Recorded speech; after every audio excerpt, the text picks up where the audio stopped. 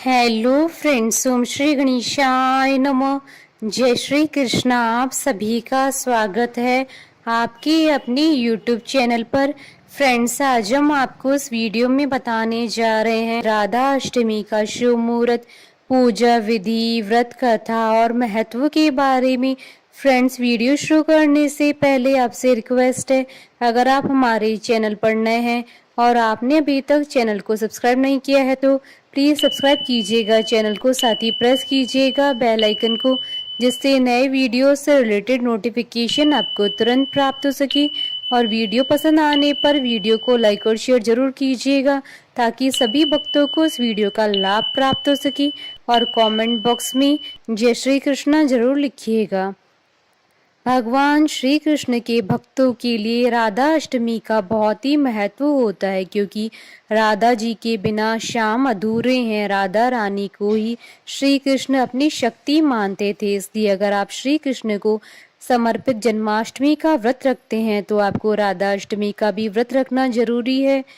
इससे जन्माष्टमी के व्रत का पूर्ण फल प्राप्त होता है। हर साल श्री कृष्ण जन्माष्टमी के 15 दिन के बाद भाद्रपद मास के शुक्ल पक्ष की अष्टमी तिथि को राधा अष्टमी के तौर पर मनाया जाता है। इस दिन राधा और कृष्ण जी की पूजा की जाती है। श्री राधा जी सर्व तीर्थमयी एवं ऐश्वर्यमयी है। मान्यता है कि राधा अष्टमी का व्रत रखने वाले के घर धन धान्य की कोई कमी नहीं रहती है। इस दिन यदि राधा रानी के समक्ष कोई मनोकामना करे तो मुराद जरूर पूरी होती है। वेद और पुराणों में राधा जी को कृष्ण वल्लभा कहा गया है। वहीं वे कृष्ण प्रिया हैं, उनकी शक्ति है और श्री कृष्ण के प्राणों की अधिष्ठात्री देवी मानी गई है। श्रीमद् भागवत में कहा गया है कि श्री राधा जी की पूजा के बगैर श्री कृष्ण जी की पूजा अधूरी होती है। राधा अष्टमी का व्रत करने से सभी पापों का नाश होता है। स्वागन महिलाओं को अखंड सौभाग्य और संतान सुख प्राप्त होता है। भक्ति पूर्वक श्री राधा जी के मंत्र जाप और स्मरण करने से व्यक्ति के मोक्ष के द्वार खुलते हैं।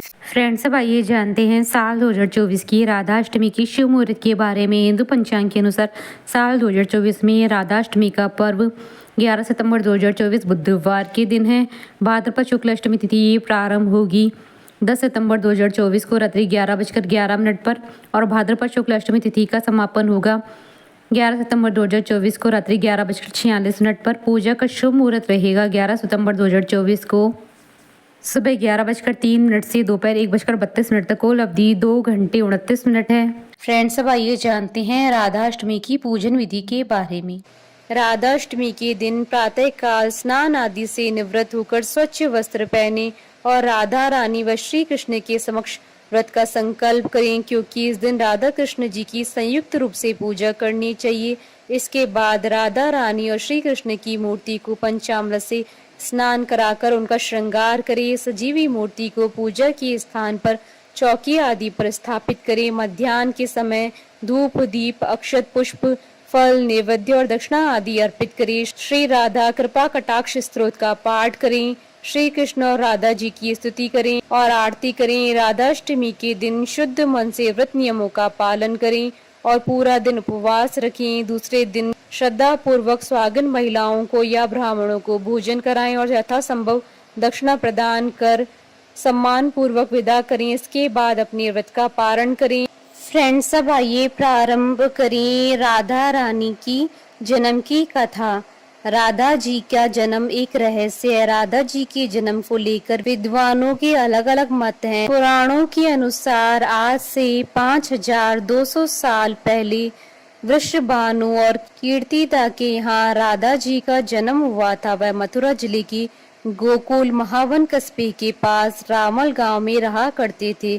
पुराणों में तो यह बात भी कही गई है कि राधा जी ने अपनी माँ के गर्भ से जन्म नहीं लिया था। राधा जी की माता ने अपने गर्भ में वायु को धारण कर रखा था। कीर्तिदा ने योग माया की प्रेरणा से वायु को जन्म दिया था, लेकिन राधा जी अपनी स्वयं की इच्छा से वहां पर प्रकट हुई थी। राधा जी कलिदंजा कूलवर्ती निकुंज प्रदेश के एक सुंदर मंदिर में अवतरित हुई थी। उस समय शुक्ल पक्ष की अष्टमी तिथि और सोमवार का दिन अनुराधा नक्षत्र और मध्याह्न काल के 12 बज रहे थे। जिस समय राधा जी का जन्म हुआ था उस समय सभी नदियों का जल पवित्र हो गया था। सभी दिशाएं खुशी से झूम उठी थी। वृषभानु और कीर्तिदा ने अपनी पुत्री के जन्म पर लगभग 2 लाख गाय का दान ब्राह्मणों को किया था। राधा जी के जन्म के बारे में एक और मत विद्वानों द्वारा कहा जाता है, जिसके अनुसार वृषभानु जब एक सरोवर के पास से गुजर रहे थे,